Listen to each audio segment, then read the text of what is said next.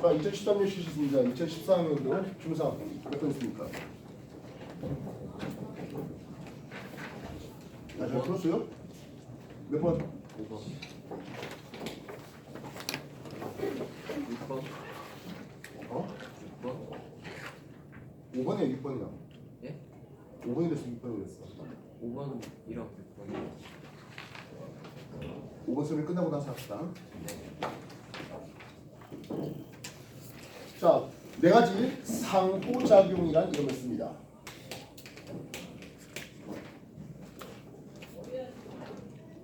상호작용을 다른 말로 뭐라 할까요? 상호작용 뭐라 할까요? 다른 말로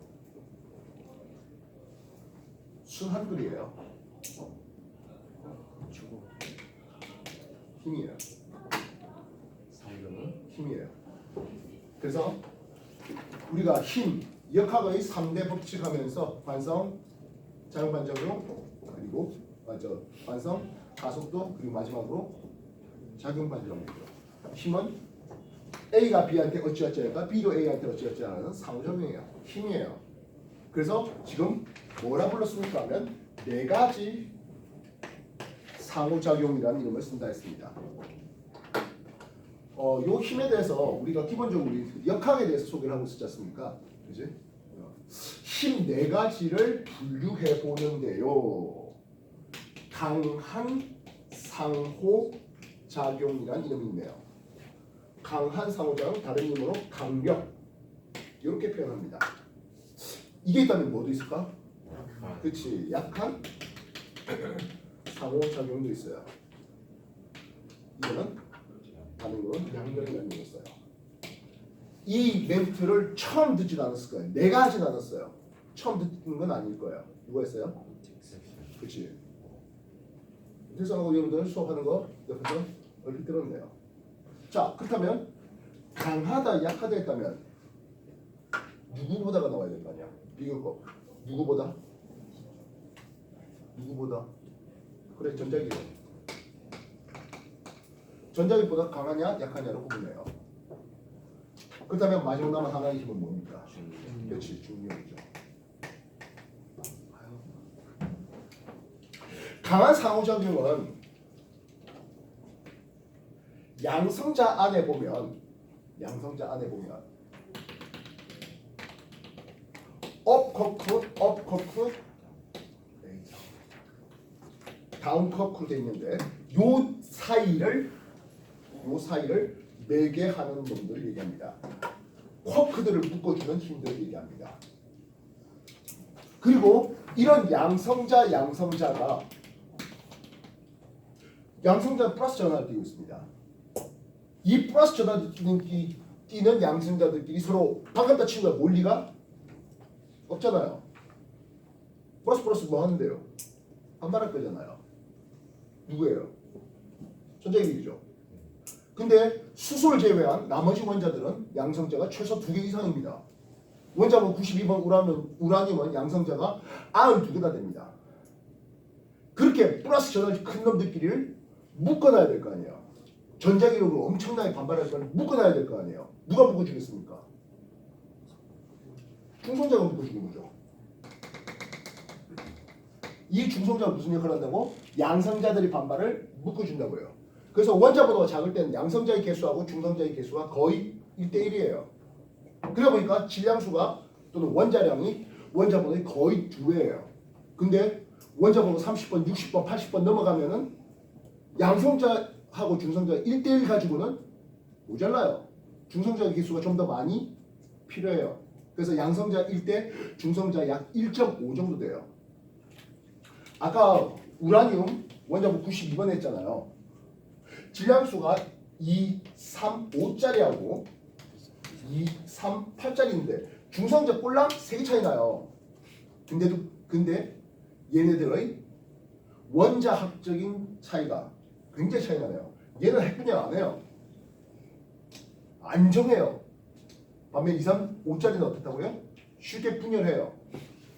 그래서 이 쉽게 분열하는 걸 한 방에 빵 터뜨리면 그게 원자 폭탄이고요.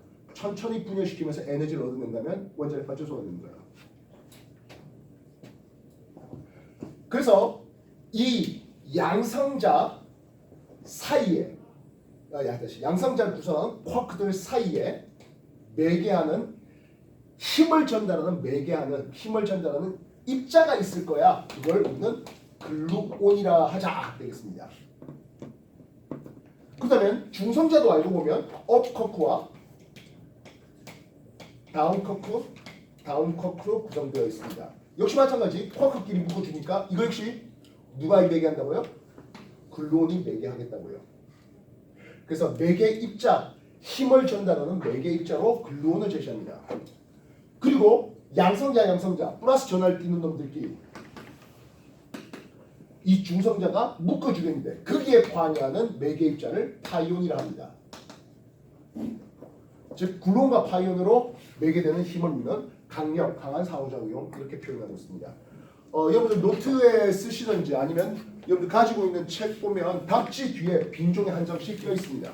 어쨌든 기왕이면 노트를 정리하는 게 더 좋겠고요. 뭐 영 없으면은 그런 데다가 더 정리해 주시면 좋겠습니다.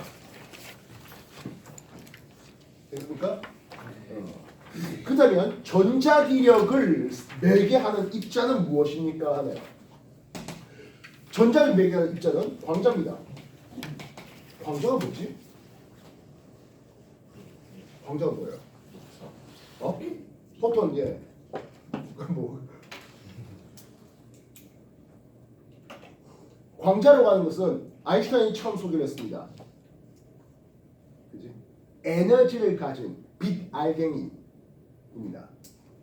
알고 보면 여러분들이 우택섬하고 수소원자 선스펙트럼 하면서 배웠던 내용이에요. 주양자수 n = 1, n = 2, n = 3.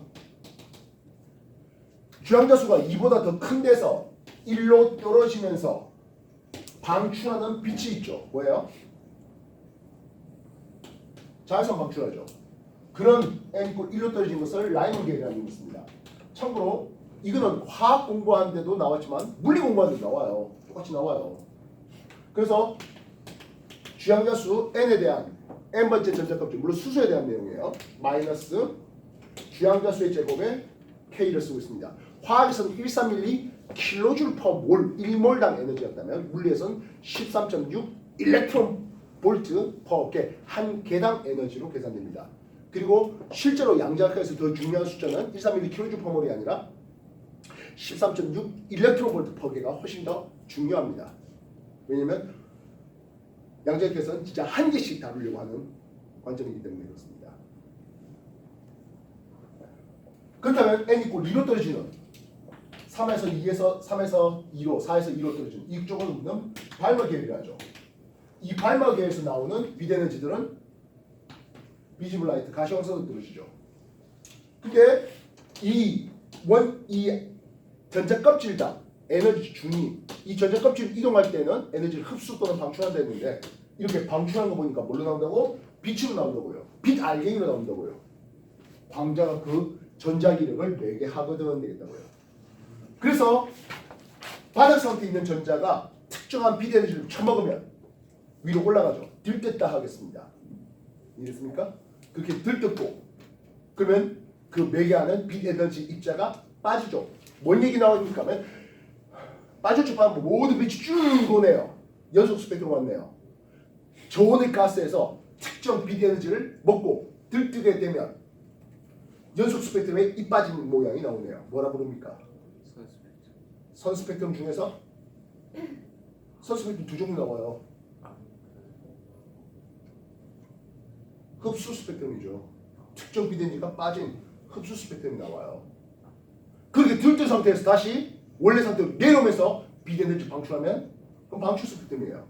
수소 원자 선 스펙트럼은 그래서 라이만 나오고 발만 나오고 파센 나오는 그들은 방출 스펙트럼이에요. 그럼 흡수 스펙트럼 대표적인 놈이 누구예요? 연속된 말줄축 파는 중에 이빨 빠진 놈들. 태양빛은 연속 스펙트럼처럼 보이나 그래서 일반적으로는 태양의 빛 에너지를 태양광을 비즘을 통과시키면 말줄축 뭐 연속이라고 불러요. 근데 아주 세밀하게 보면은 이빨이 빠져 있어요.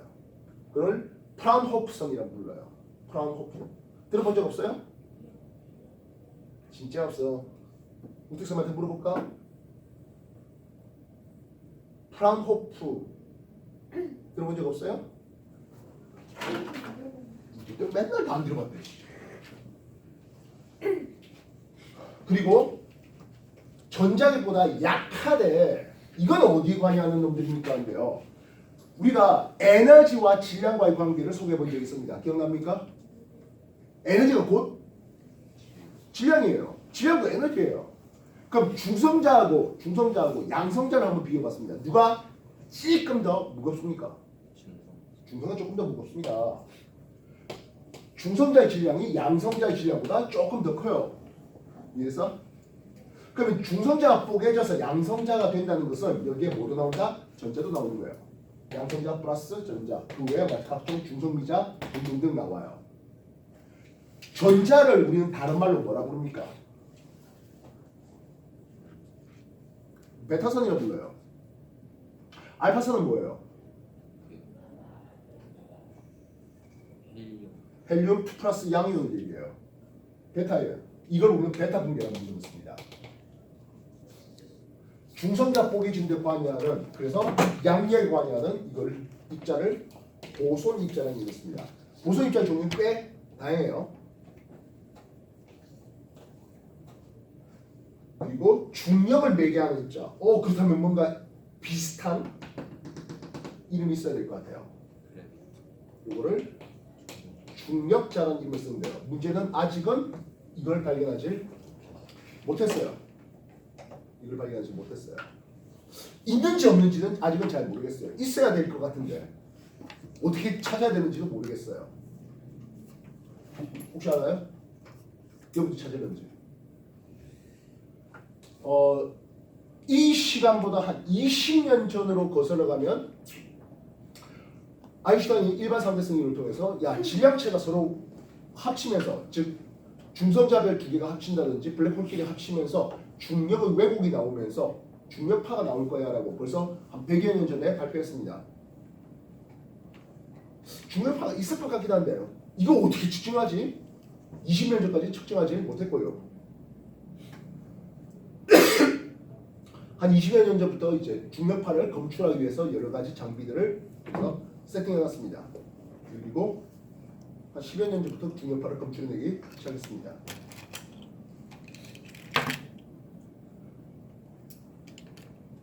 입시과학, 입시물 말고 입시과학,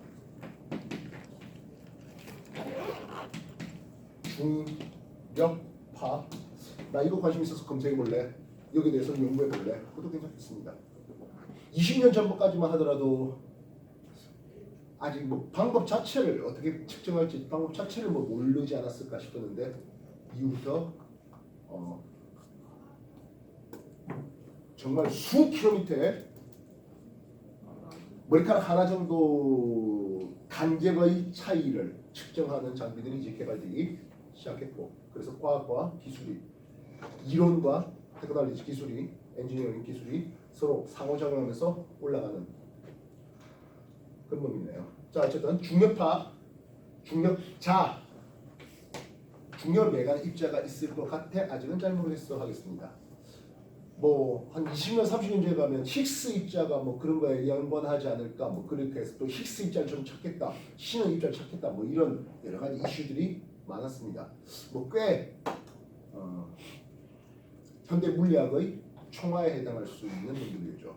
그리고 여러분한테 동영상 하나 살짝 보여준 적이 있습니다. 그지? 그러면서 스트링 그 얘기도 한번 보여준 적이 있네요. 즉 촉근 이론 뭐 이런 거. 물론 현대 과학에서 아주 명확하게 진짜 맞아 이렇게 되진 않았는데 여러 가지 어떤 힘들이 매개될 수 있는지, 이런 입자들 물질들은 어떻게 해서 만들어졌는지, 또는 어떻게 그 형태를 유지하고 있는지, 양성자가 왜 유지되고 있는지, 그리고 먼 훗날에 정말로 암흑 에너지가 너무나 광활해져갖고 원자 자체가 뽀개지는 그런 상황이 올런지, 온다면 진짜 어떤 형태로 올런지, 뭐 여러 수십억 년 후의 미래에 대해서 예측하는 뭐 그런 모델도 과학들도 있습니다. 당장 바꿔놓기 힘든다 하더라도 말이죠. 어쨌든 네 가지 매개 입자입니다. 자, 그렇다면 5번부터 한번 읽어봅시다. 전하를 띈 입자들은 전자기 상호작용을 했답니다. 전하를 띈 입자들 사이에 그럼 전자기력이 관여할 거 아니야. 관여하는 입자를 우리는 뭐라 본다? 광자로 보겠습니다. 그래서 가는 뭐가 된다고요? 광자라는 이름을 쓰면 되겠네요. 되겠습니까? 됐냐? 네. 두 번, 핵자 속에 있는 나는 글루온을 주고받으면서 강한 상호작용을 할 수 있겠다. 강한 상호작용은 쿼크들 사이에 작용하는 힘도 있겠고 양성자를 묶거든 중성자 관여하는 놈들도 있겠습니다. 되겠습니까? 근데 글루온이라는 이름을 썼네요. 글루온. 그러면 쿼크들 사이에서 이 얘기가 되겠죠. 이해됐습니까? 핵자 속에 들어있는 양성자 속에 들어있는 중성자 속에 들어있는 쿼크들은 하겠습니다. 그래서 나는 쿼크를 쓰시면 되겠다고요. 됐습니까? 약한 상호작용하는 중성자가 양성자로 변하는 베타 분계. 여기 있네요, 그죠? 그래서 중성자를 구성하는 쿼크가 보손을 통해 렙톤의 입종인, 자 여기서 렙톤은 무슨 용어입니까 하네요. 렙톤은 이걸 한자로 바꾸면 경입자라는 이름을 씁니다. 경은 가벼울 경자가 됩니다. 대표적인 경입자가 전자입니다. 그래서 경입자 중에 하나인 다는 전자. 잠깐만요. 전자를 방출하겠습니까? 그 외에 중성 미자가 되겠네요. 다는 중성 미자. 뭐 타우 중성 미자 뭐 그런 것들이 좀 더 있긴 해요. 중력을 배경한 것을 중력되는 중력자는 아직 발견되지는 못했다라고 하고 있습니다. 이에 옳은 것을 골라보겠습니다. 가는 광자예요. 괜찮죠? 됐습니까? 나는 가를 주고받으며 전자기 상호작용할 수 있습니까? 했어요. 나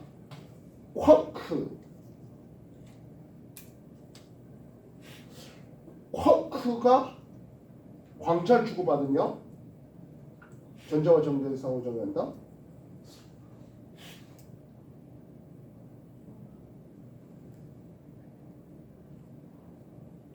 일단 뭐 쿼크 역시 전하를 띱니다. 쿼크도 전하를 띱니다. 업, 다운에서 플러스 1의 전하량을 가집니다. 양성자. 중성자는 업, 다운에서 중성입니다. 그래서 업 쿼크 하나의 전하량은 플러스 3분의 2를 쓰고 있습니다. 다운 쿼크 하나의 전하량은 마이너스 3분의 1을 쓰고 있습니다. 그래서 이런 놈이 되겠네요. 어쨌든 쿼크도 역시 전하를 띄고 있으니까 미연 해봅시다. 디귿 다는 중성 미자였다면 중성인데 정지장에서 힘을 받을 리는 없겠죠. 되나요? 네. 기억력 3번 고르면 될 것 같은데 되셨습니까? 네, 이거 정리해 주시기 바랍니다.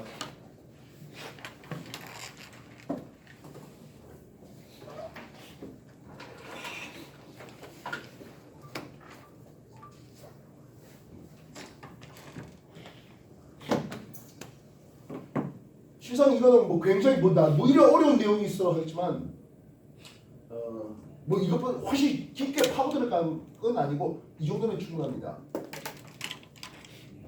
그래서 이거는 뭐 계산상의 어떤 문제는 아니고요. 그냥 바로 보고 답하는 예를 들어서 1번부처럼 전자입하의 종류 좌에서는 어디다 써먹어 저기서는 어디다 써먹어 하는 그런 문제하고 크게 다르지는 않아요. 문제 난이도 레벨에서 이해됐어요? 그러다 보니까 2점이네요. 아이고. 역시 이쪽에 관여한 내용에 좀 더 관심 가진다면 현대 물리학의 총화에 해당하는 것들입니다. 이게 그러니까 고전 물리학 맨날 역학하면서 일과 에너지, 운동의 충리와 이런 거에 비하면 훨씬 더 됐습니까?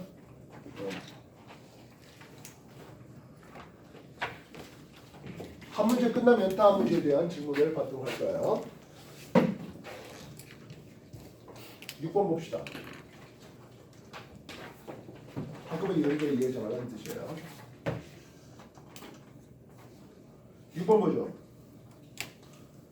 그림은 한 행성을 초점을 하는 동일한 타원궤도를 따라 공전하는 인공위성 A, B가 각각 행성과 가장 가까운 지점, 가장 먼 지점에 어느 한 순간의 모습인데요. 질량이 이러하대요 했습니다. 우리가 행성에 대해서 상당히 가까이 있는 여기를 뭐라 부릅니까? 근위점이라고 부릅니다. 멀리 있는 여기를 원일점이라는 의미를 씁니다. 이건 태양 주위를 타원 궤도로 도는 행성에 대해서 나왔던 용어입니다만은 뭐 그냥 행성 주위 도는 위성에 대해서도 동일한 내용을 쓸 수가 있을 것이겠습니다. 이해됐습니까? 인공위성 A는 질량이 m이었고요. 인공위성 질량 B는 질량이 2m이라고 합니다. 시간이 지나도 A, B를 잇는 직선은 각각 행성을 지납니까? 했어요.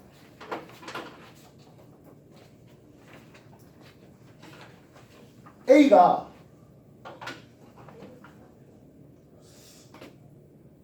이만큼을 간다 해봅시다. 되겠나요?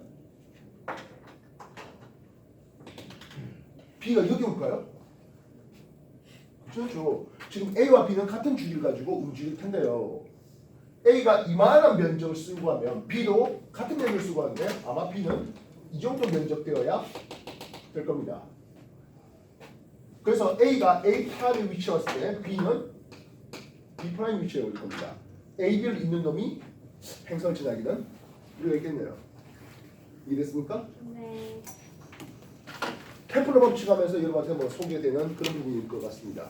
그래서 만약 두 A, B가 완벽한 원동을 한다면 뭐 항상 행성의 중심을 지나가겠습니다만 지금 경우에는 그러지 못할 것이겠습니다.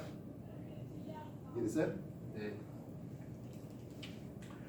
A와 B가 각각 P점을 지나는 순간의 가속도는 있습니다. 어차피 가속도 A를 물었잖아요. 가속도 A는 F 이꼴 MA 할 때 A예요. 근데 그 힘은 만유력에 있는 힘이잖아요. G의 거리 제곱의 라짐 스몰 m하거든요. 그래서 가속도는 물체의 질량 스몰 m하고 상관 있어 없어? 없어요. 이 행성의 질량이 라셈이 될 테고요. 여기가 이제 P 포인트인 것 같은데 P 포인트까지 거리는 어차피 같은 거니까요. 그래서 가속도가 같다. 질량과 상관 없다. 그러면 되는 거죠. 당연히 장 기름이 서로 같습니다. 장 반지름이 같습니다. 공전 주기 역시 같겠습니다. 됐습니까? 케플러 법칙을 응용한 놈이 될 것 같네요. 정리해 주십시오.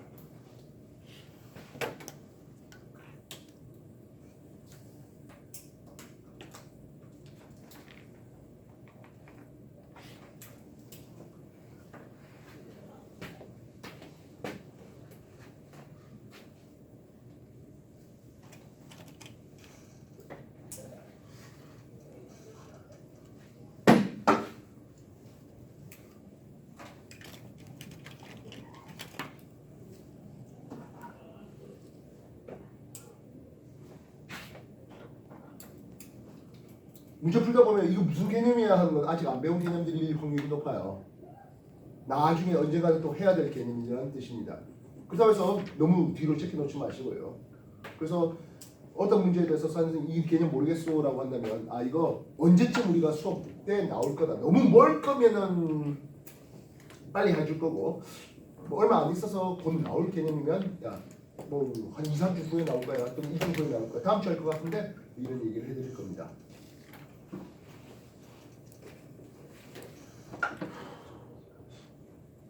자, 또 다른 질문 해볼까요?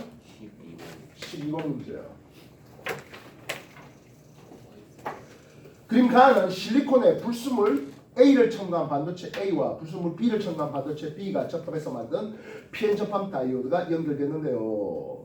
나는 가의 B를 구성하는 원소와 원자과 전자의 배열을 나타냈거든요. 이 과거 영어 때 도체와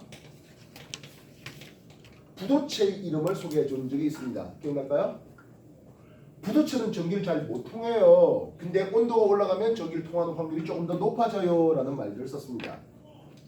부도체 전자가 들어있는 띠들을 이렇게 연결을 해봤네요. 근데 당자의 전자가 들어있지만은 당자의 전자가 들어있는 여기를 원자가 띠. 반면 전자가 있을 수는 있지만 아직 전자가 없는 놈을 전도띠. 그리고 이 간격을 이 틈 간격이라는 이름을 쓴다 했습니다. 이 띠틈 간격이 매우 커버리면 부도체, 반면 좀 작아요 하면 반도체입니다.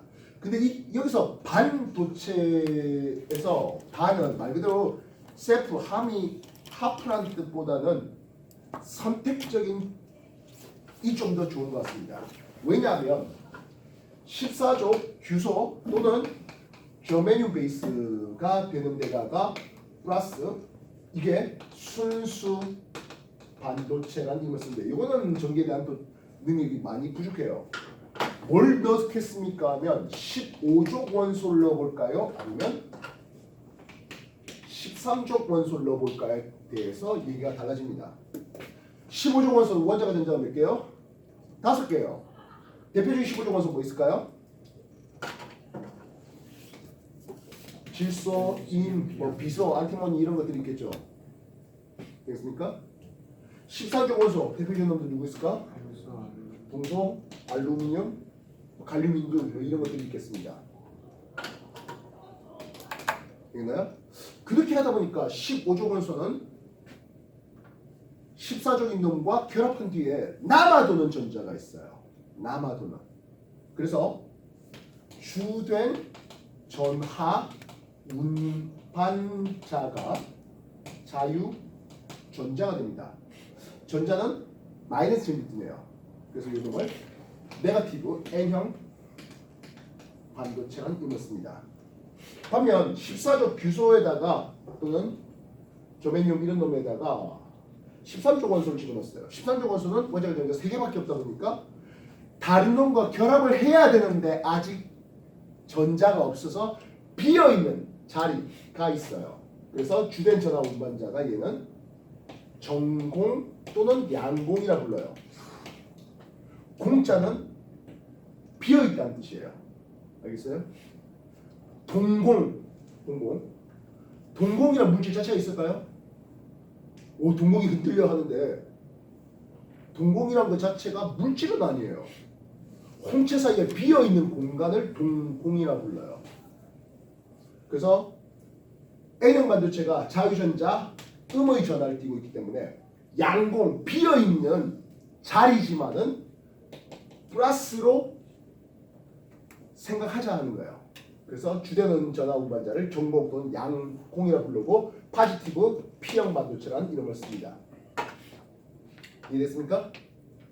됐나? 그래서 이 두 반도체 혼자만 있으면 별로 재미없고요. 두 반도체를 서로 접합을 시켰는데요. PN 접합 다이오드라는 이름을 씁니다. P형, N형, P형 반도체 이렇게 세 개를 연결하면 트랜지스터라는 이름을 씁니다. 트랜지스터 이름만 많이 들어보셨을 겁니다. 물론 PNP도 있지만 N형 반도체, NPN 트랜지스터도 있습니다. 그리고 이런 트랜지스터가 증폭작용이라든지 그래서 또는 논리회로 이런 데다 사용됩니다. 트랜지스터는 별로 크게 관심 없어요. 지금 당장 신경 안 써도 좋아요. 다만 여러분들이 전자공학과라든지 이런 쪽에 가면 매우 반도체 공학과 이런 트랜지스터에 대한 역할을 매우 강조 많이 받아야 되겠습니다. P형 반도체는 뭐가 많다고요? 양공이 많아요. 주의해야 될 것은 양공이라는 건 입자는 아니에요. 비어있는 자리뿐이에요. N형 반도체는 뭐가 많다고? 전자가 많아요. 이놈을 도선으로 연결했네요. 플러스 마이너스. 전기회로에서 실제로 흘러가는 건 누구예요? 전자죠. 마이너스 그 전자가 왔습니다. N형 반도체에 있는 전자가 반갑다 친구야 일까요? 아니요. 아니죠. 전자가 밀리죠. 밀리다 보니까 뭐가 나와? 빈자리 양공이 나와요. 양공 뛰어넘어서 돌아오네요. 전자가 한 바퀴 돌아갔대요. 무슨 뜻이지? 전류가 흘렀다 되겠죠. 이해했어요? 이렇게 P형 마주체 플러스 N형 마주체 마이너스 이렇게 걸어준 것을 다이오드 순방향 전압이 걸렸다라는 의미였습니다. 전기 잘 통합니다. 전자가 밀리고 가다가 비어있는 빈자리 양골 발견하고 넘어갈 수 있는 거죠. 그렇다면 반대 방향을 걸었다, 옆방향을 걸었다 하면 어떻게 됩니까? 전자는 양곡은 서로 반대극으로 끌려버리겠죠. 전자와 양곡이 분리돼 버립니다. 이해했어요? 만날 일이 없네요. 그럼 전기 통해요? 안 통해. 그래서 이 다이오드는 특정 방향의 전류만 통과시키는데요. 이거는 정류작용이라는 이름을 써요. 정류작용. 이해됐습니까? 그렇다면 이 표시는 뭐예요? 이건 교류전기를 표시하는 거예요. 이해됐습니까? 교류전기를 표시하는 거예요. 교류전기를 표시하면 이 교류전기의 입력전압이 이런 그림이 나와. 출력전압은 어떻게 되겠습니까? 하면 순방향 통과시키고 옆방향 못 통과시키고 순방향 통과시키는 이렇게 되겠죠. 얼터너티브 커런트 교류전기를 다이렉티브 커런트 직류전기로 바꾸는 정류작용이에요. 여러분들 정류회로 하나씩은 다 들고 있을 거예요. 전원 아답터, 핸드폰 충전기 아답터 이런 것들이 대표적인 교류전기를 직류전기로 바꿔주는 역할을 하는 거예요. 나중에 요 다이오드가 4개가 연결되어 있는 브릿지 회로를 소개할 거예요. 여기 들어있어요. 알겠습니까? 예, 집에 가서 혹시 남는 이거 있으면 뽀개보세요. 다이오드 4개가 브릿지 회로로 연결되어 있는 장면 볼 거예요. 알겠어? 일단 여기까지 정리해 주십시오.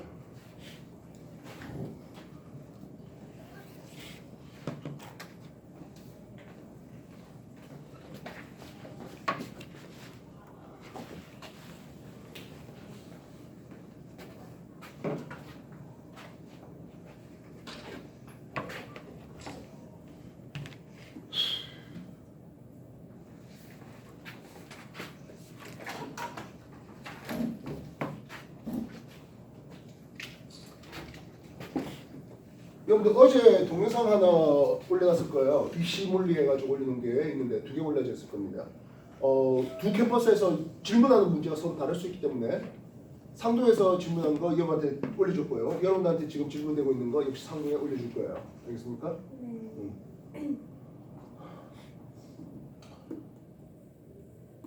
난 소심해서 질문을 못하겠거든 하는 사람 분명히 있을 겁니다.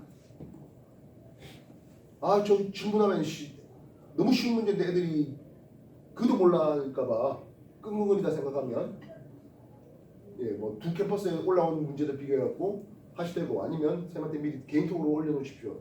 쌤 이거 문제가 좀 진짜 모르겠는데 질문하기 전에 쪽팔리거든? 이라고 하시면서요. 되겠습니까? 네.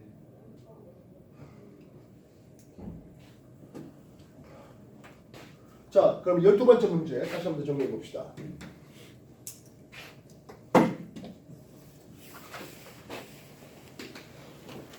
지금 보시면 반도체가 있는데 A하고 B를 봤어요. B를 확대해 보니까 스몰 B에 연결된 거 보니까 하나 까만 게 하나가 남죠. 네. 스몰 B를 보면 결합선들 있으면서 이러면 이제 옥텟 만족하면서 여기 하나 남는 게 있네요. 이 남는 하나가 누구다? 자유전자입니다. N형 반도체입니다. 그럼 그 옆에 자연스럽게 B는 P형 반도체가 되겠죠. 이해됐습니까? 스몰 A는 14조 원소에 불스몰 스몰 A가 들어왔답니다. 이놈은 P형 반도체로 13조 원소가 됩니다. 그리고 스몰 B는 15조 원소가 됩니다. 이해됐어요? 됐냐? 네. 그러면서 저항 있고 건전지 플라 마이너스가 걸려있네요. P형 반도체 플러스 N형 반도체 마이너스 걸렸습니다. 순방향 전압이 걸렸습니다. 저항에 전류가 잘 흐르고 있습니다. 이해됐습니까? 됐나요? 네. 스몰 A의 원자가 전자는 13족이기 때문에 3개입니다. 4개보단 작습니다. 됐습니까? 이 회로에는 순방향 전압이 걸려 있는 것도 괜찮죠? 됐나요? 네. 여기 수많은 전압이 걸렸다는 것은 A에 있는 양봉과 B에 있는 전자가 서로 접합면으로 모이는 과정입니다. 멀어지는 건 역방향 전압이 걸렸더니 역방향 전압이 걸렸을 때는 멀어진다라고 표현을 할 수 있습니다. 이해됐어? 그래서 니은의 순방 전압이다라는 것과 디귿의 양공이 접하면서 멀어진다는 것은 서로 양립할 수 없는 멘트예요. 이해됐어? 니은 디귿이 동시에 들어가면 답이 될래야 될 수가 없다는 뜻입니다. 말 알겠나? 네. 순방의 전압이 걸렸습니다는 것은 양공과 전자가 만납니다. 이해됐어? 전류가 흐릅니다. 이런 뜻이 되는 거고요. 역방향 전압이 걸립니다라는 것은 양공과 전자가 접하면서 분리된다. 이렇게 써야 되는 거라고요. 이해됐나? 정리하십시오.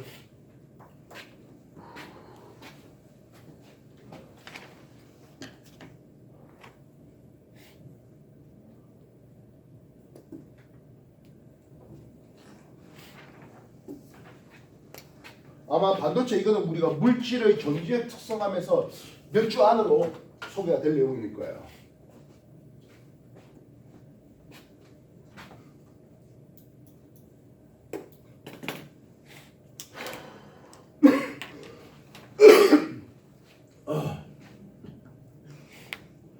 자, 다른 질문 뭐 있을까요? 13번.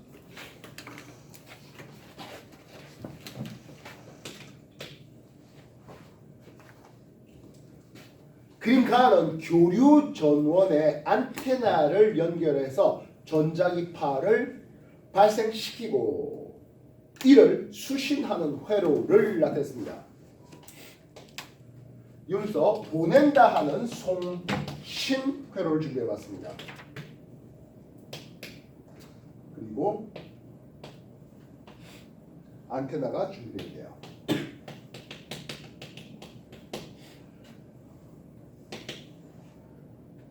그리고 이쪽에 받겠다 하는 수신 회로가 준비되어 있고요.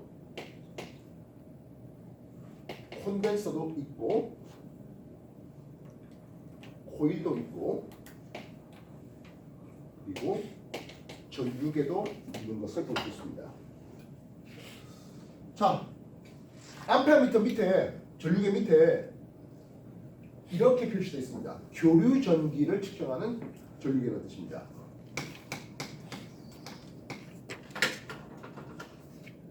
전류계 밑에 직선 끊어오면 이건 직류 전기를 측정하겠다는 뜻입니다.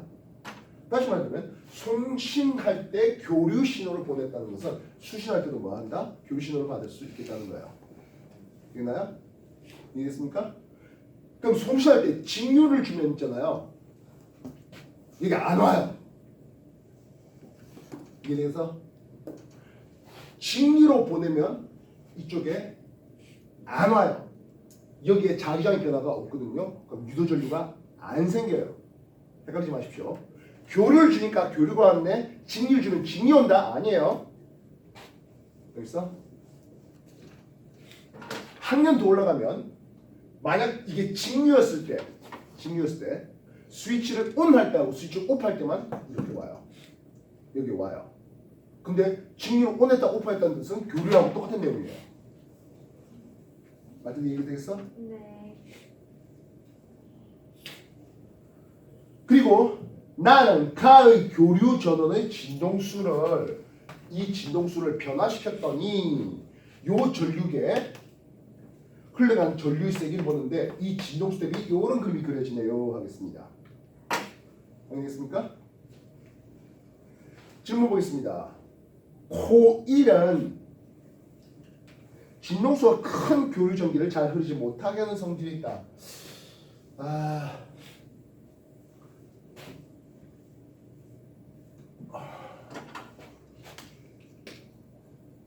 이렇게 쓴 걸 코일이라고 불러요. 아직 이한테 이제 교류 전기가 공부 안 됐는데요. 뭐 한 달 안으로 교류 전기가 공부될 겁니다. 이 코일의 XL입니다. 유도 리액턴스라는 이름을 쓰는데요. 리액턴스는 어쨌든 저항의 효과를 얘기합니다. 저항 자체가 아니라 저항의 효과를 얘기하는데 이거는 2파이 FL 되고요. 요 프리퀀시 진동수에 비례되는 저항 효과야. 그래서 이 코일은 진동수가 큰 놈을 고주파를 잘 통과시키는 거야. 제거하는 거야. 저항 효과니까. 진동수가 높아지면 잘 통과시키지 못해요. 고주파를 제거해요. 그 말은 반대로 말한다면 저주파는 어떻게 될까? 통과시켜요. 아직 여러분이 교류 전기를 안 배워서 그래요.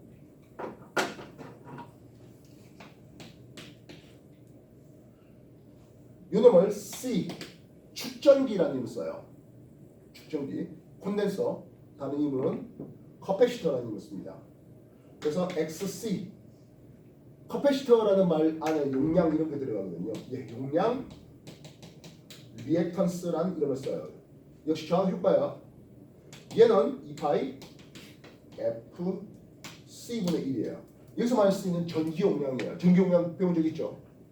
간극 D에는 반비례, 면적 A에는 비례하는 그런 문제예요. 그러면 얘는 진동수가 커지면 어떻게 됩니까? 하는 거예요. XD가 작아져요. 이해했어? 그러면 저주파는 진동수가 작은 놈은 저항효과가 커져요. 잘 통과시키지 못해요. 저주파를 제거하고 또는 고주파는 잘 통과시켜요. 말씀 이해됐습니까? 그래서 너무 저주파가 돼버리면 얘가 통과를 안 시켜요. 너무 고주파가 돼버리면 얘가 통과를 못 시켜요. 그럼 적당하게 이 둘이가 양립할 수 있는 적당하게 둘 다 이 정도면 한 크기가 F0 요거를 공진 주파수라는 이름을 씁니다. 공 서로 같이 진동할 수 있는 공진 주파수라는 이름을 쓰는데요. 이 놈은 2파이 루트 LC분의 1이 됩니다. L은 코일의 요 고유한 유도값이 되겠고요. C는 요 콘덴서의 전기 용량입니다. 얘는 바꾸기가 어렵고요. 콘덴서는 바꾸기가 쉬워요. 콘덴서의 전기 용량은 엡실론에 대해서 D분의 A 면적 A와 그리고 그 간극 D 사이에 그리고 이 안에 뭘 넣느냐에 따른 유전체의 유전율에 대해서 이렇게 나오거든요. 그래서 요 전기 용량을 바꾸는 것은 유전체를 집어넣었다 뺐다의 관계도 있을 것이고 또는 이 면적을 이렇게 되어 있는 면적을 이런 식으로 변화시킬 수도 있겠고요.